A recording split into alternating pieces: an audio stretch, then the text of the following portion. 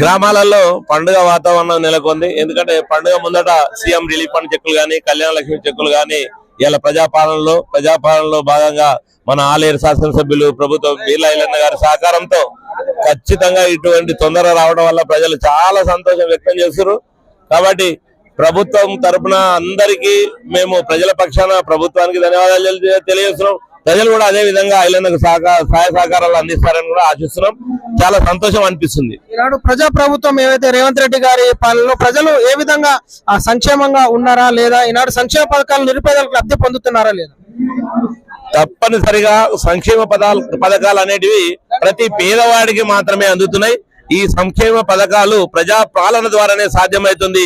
అది కూడా బీర్లా ఐలన్న గారి నేతృత్వంలో ఆయన సహాయ సహకారాలతోటే మన ఆలేరు నియోజకవర్గానికి ఇండ్లు కూడా 3500 ఇండ్లు ప్రతి నియోజకవర్గానికి కేటాయిస్తే ఆలేరు నియోజకవర్గానికి 3750 ఇండ్లు రావడం జరిగింది.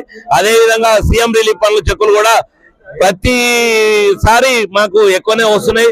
అన్న కృషి వల్లనే ఇదంతా ముఖ్యమంత్రి దగ్గర చొలవతోటి ఇలా బతిలాడో బామాడో ఇలా ప్రజాపాలన ద్వారా సాధించుకొని రావడం జరుగుతుంది.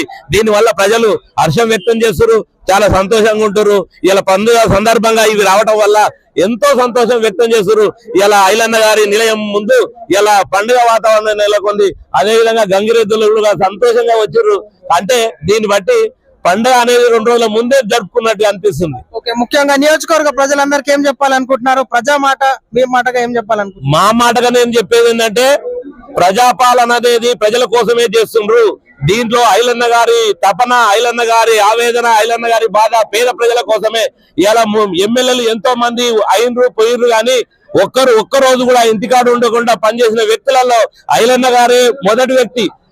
మేము చూస్తున్నప్పటి నుంచి, నేను 55 సంవత్సరాలున్నా, నేను చూస్తున్నప్పటి నుంచి కూడా ఏ ఎమ్మెల్యే కూడా ఒక్కరోజు కూడా ఇంటికాడ ఉండకుండా తిరిగిన వ్యక్తులు ఎవరు లేరు. ఇలా ప్రజల కోసం, ప్రజల మధ్య, ప్రజల కోసం తిరిగే వ్యక్తి మన బీర్లా ఐలన్న గారు. బీర్లా ఐలన్న గారికి ప్రజల ఆశీస్సులు ఉంటాయి. అదే యాదగిరి లక్ష్మీనరసింహస్వామి ఆశీస్సులు కూడా ఉంటాయి. ఖచ్చితంగా ఐలన్న గారు మరోసారి విజయం సాధించి మంత్రి పదవి కూడా రావాలని కూడా ప్రజల తరఫున మేము ఆకాంక్షిస్తున్నాం, కోరుతున్నాం. జై బీర్లా.